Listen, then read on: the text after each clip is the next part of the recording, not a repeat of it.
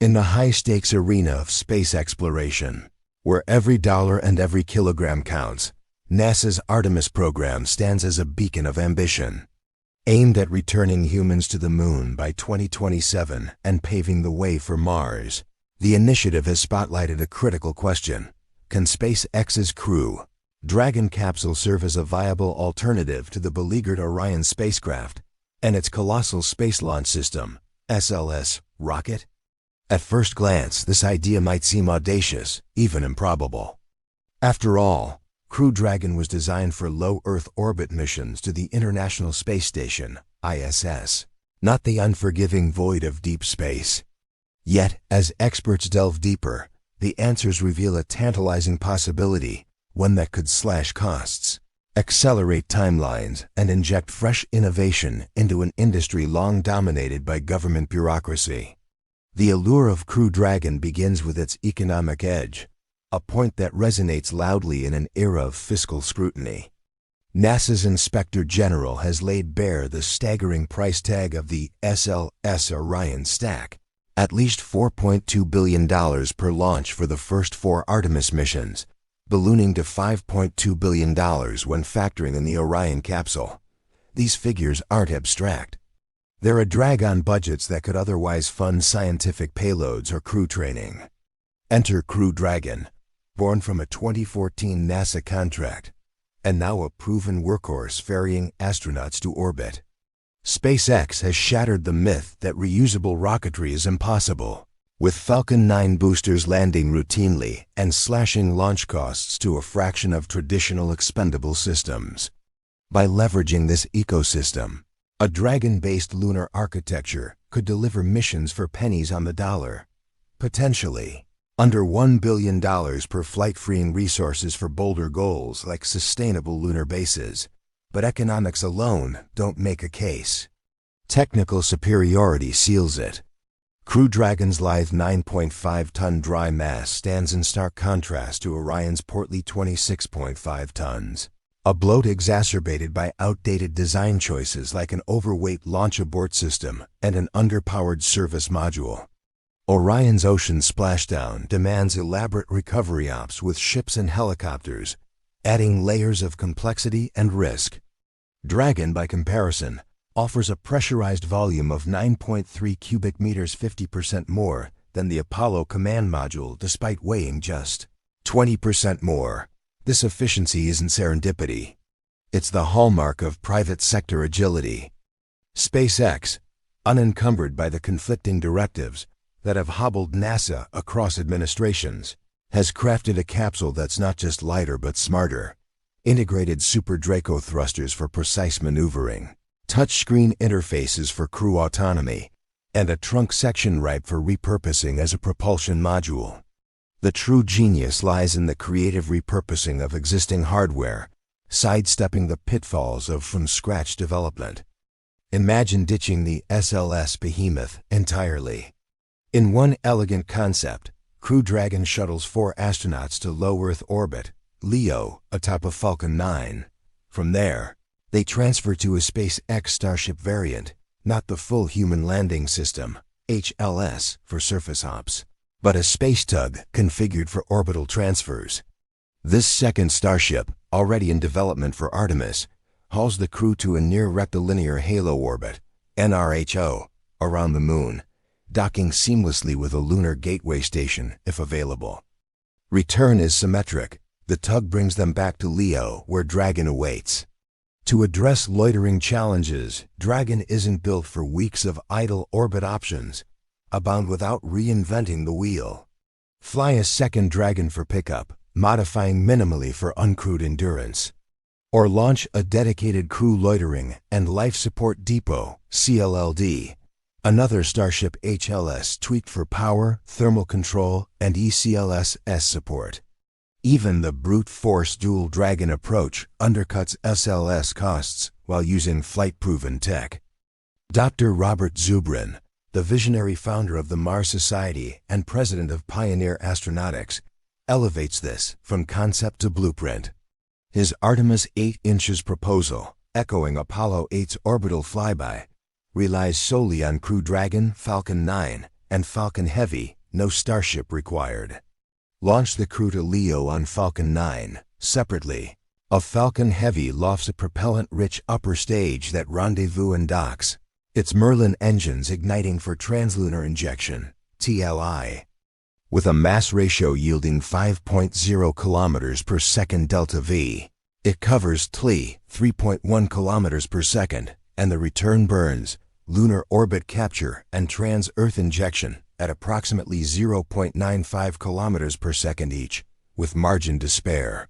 For added flexibility, bolt on a small propulsion stage, SPS, fueled by methane LOX, offloading finer maneuvers and accommodating even less efficient propellants like RP1. Zubrin's math isn't pie in the sky. It's grounded in real hardware performance, with Dragon's hypergolic thrusters handling docking and circularization. What makes these ideas shine is their scalability. A 6-day round trip is child's play for Dragon, whose ECLSS sustains crews comfortably. Stretch to 10 extra days? Just 20 kilograms of oxygen stored in high-pressure tanks, occupying a mere 0.075 cubic meters, or under 1% of internal volume. This modularity opens doors. Pair Dragon with Starship for direct lunar landings, skipping NRHO theatrics to minimize refueling hops and repurpose tugs for Starlink deployments. It's a paradigm shift, modular, iterative, resilient, mirroring how SpaceX iterated Falcon from failures to routine. In essence, Crew Dragon isn't a band-aid. It's a reinvention. By harnessing private innovation, NASA could reclaim momentum, proving that the Moon isn't a relic of the 1960s, but a launchpad for humanity's stellar future. The best points here: cost savings, lightweight design, hardware reuse, and Zubrin's Delta V wizardry paint a roadmap that's not just viable, but visionary. For all its ingenuity, the vision of Crew Dragon as a lunar workhorse isn't without thorns. NASA's Artemis program, already a labyrinth of delays and ballooning budgets, faces a stark reality check as of late 2025. The Space Launch System, SLS, and Orion remain mired in overruns, while SpaceX's Starship Human Landing System, HLS, grapples with its own setbacks. The Aerospace Safety Advisory Panel's recent warning that Starship could be years late for Artemis 3's 2027 lunar landing has amplified calls for alternatives like Dr. Robert Zubrin's Artemis 8 flyby. Yet, this pivot to Crew Dragon stirs controversy, pitting innovation against the unforgiving demands of deep space human flight. Critics argue that while the economics dazzle, the technical and safety trade-offs could jeopardize lives and NASA's credibility. Let's dissect the sharpest challenges and the debates they ignite. At the heart of the feasibility debate lies Crew Dragon's deep space unreadiness, a point hammered home in engineering forums and NASA assessments. Designed for the cozy confines of low Earth orbit, LEO, Dragon's environmental control and life support system is certified for just 5 days of free flight under worst-case scenarios for a 4-person crew, equating to 20 person days of consumables. A lunar round trip demands at least 6 days, with Apollo-era missions stretching 8 to 12.5 days and Orion rated for 21. Zubrin's optimistic tweak, adding 20 kilograms of oxygen in high-pressure tanks for a mere 0.075 cubic meters, sounds elegant, but skeptics counter that it ignores cascading failures. What if a CO2 scrubber clogs or water recycling falters mid-transit? Expanding ECLSS means packing more gear into Dragon's 9.3 cubic meters of pressurized volume, already cramped compared to Orion's roomy 20 cubic meters. Apollo's 6.2 cubic meters felt like a sardine can. Dragon might fare better, but for extended loitering in LEO while awaiting a Starship tug, crews could face psychological strain from isolation and confinement. As one NASA Spaceflight Forum thread bluntly puts it, empirical data suggests a probability of loss of crew that would be too high without rigorous redesigns. Radiation exposure adds another layer of peril, transforming a compelling concept into a gamble. Earth's magnetosphere shields LEO from galactic cosmic rays and solar particle events. Beyond it, astronauts face doses up to 1,000 times higher. Dragon's aluminum hull offers minimal protection far short of Orion's storm shelter or the water-shielded walls of the ISS. Hardening electronics against single-event upsets is feasible but complex, requiring radiation-tolerant chips and error-correcting software. Shielding the crew? Zubrin downplays it as not too difficult, yet upgrading would pile on weight, eroding Dragon's vaunted lightness and squeezing that precious internal space further. A 2025 RAND commentary on NASA's lunar ambitions underscores this. With China surging ahead in the space race, America's rush to alternatives risks cutting corners on crew safety, potentially inviting a Challenger-scale tragedy. Critics like those on Reddit's SpaceX Lounge decry such plans as politically incorrect shortcuts, echoing Zubrin's own provocative style, but warning they could erode public trust if a solar flare strands a Dragon crew without adequate haven. Re-entry from lunar velocities 11 kilometers per second versus LEO's 7.8 kilometers per second looms as the ultimate litmus test. And here the controversy boils over. Crew Dragon's Pica X heat shield, a SpaceX innovation, has aced orbital returns, but lunar speeds could melt it without upgrades. Ablative materials might need thickening or reformulation, ballooning mass and testing timelines. An Ars Technica deep dive from years past labeled the whole Dragon to Moon idea complicated, a verdict echoed in 2025 GAO reports on Orion's ongoing production for Artemis 3.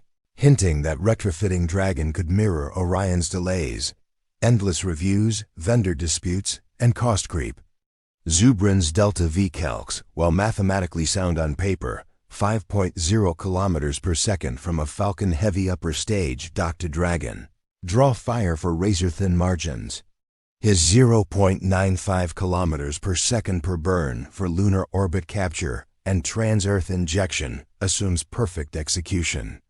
Real-world inefficiencies like off-nominal propellant boil-off or docking glitches could exhaust reserves mid-mission. Forum detractors call it ridiculously persistent, better suited for uncrewed DEMOS than crewed risks, especially with Starship's 2025 test flights still plagued by explosions and regulatory hurdles. Swapping in a small propulsion stage, SPS, with methane LOX helps, but as Zubrin admits, ditching it for dirtier fuels like RP1 slashes margins further, inviting accusations of over-optimism. The deeper controversy swirls around dependency and philosophy. Is hinging Artemis on SpaceX a masterstroke or a house of cards? With Starship's HLS facing significant delays per NASA's safety panel potentially pushing Artemis 3 to decade's end, the Dragon-only path gains urgency. Yet, this smacks of over-reliance on one vendor, a critique Zubrin himself leveled at NASA's vendor-driven Artemis in a 2019 op-ed. Lockheed Martin, Orion's builder, has fired back at Dragon comparisons as flawed, touting Orion's deep space pedigree while dismissing Crew Dragon's ISS roots. Politically, it's a minefield.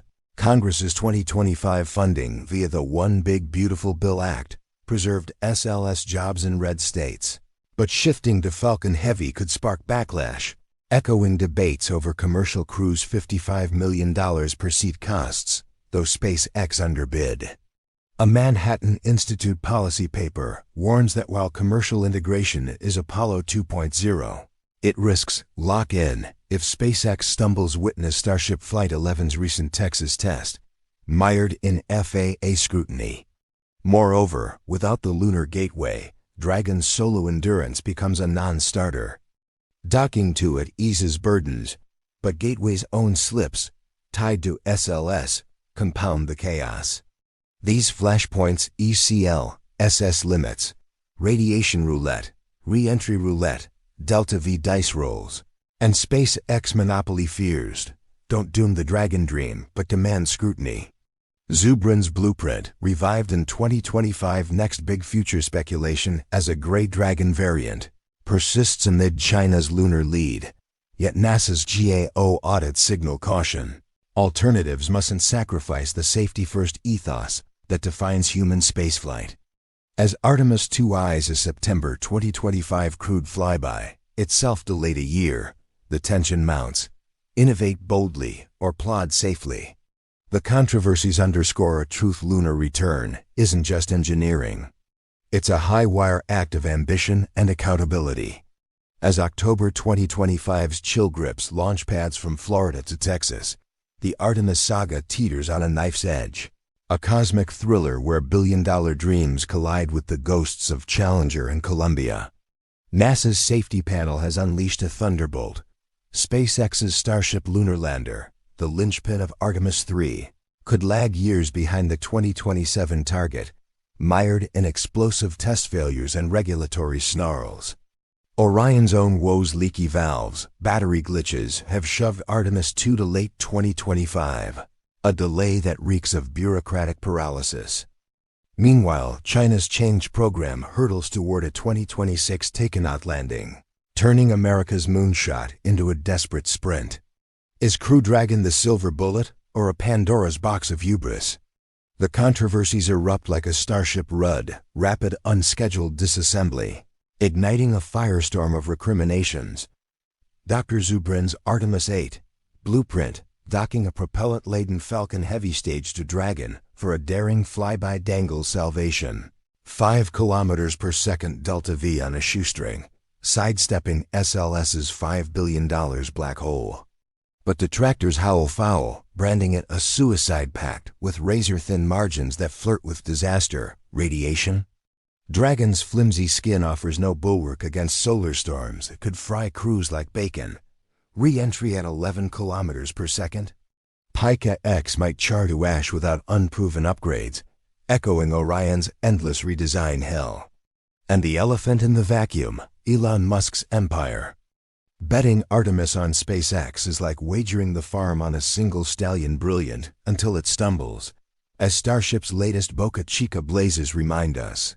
Lockheed's Orion loyalists sneer at Dragon as a Leo toy, while congressional pork barrel warriors cling to SLS jobs, fearing a Musk monopoly that could bankrupt rivals and betray NASA's safety-first creed. Yet, from this maelstrom, a path emerges, not retreat, but ruthless reinvention. Hybridize. Pair Dragon's agility with Orion's deep space armor for redundant fleets. Slashing costs 40% while buffering delays. Accelerate uncrewed Damas fling, a gray Dragon on Falcon Heavy by 2026 to validate Zubrin's math in the void. Diversify vendors. Infuse Blue Origin or Sierra Space into the mix, averting single-point failures. And rally the public. Frame Artemis not as pork, but a firewall against Beijing's lunar fortress. In this high-stakes drama, Crew Dragon isn't villain or hero, it's the wild card. Embrace its fire with safeguards, and we reclaim the moon as humanity's shared frontier. Falter, and the stars slip away, the clock ticks. Choose boldly, or watch rivals etch their flags in regolith.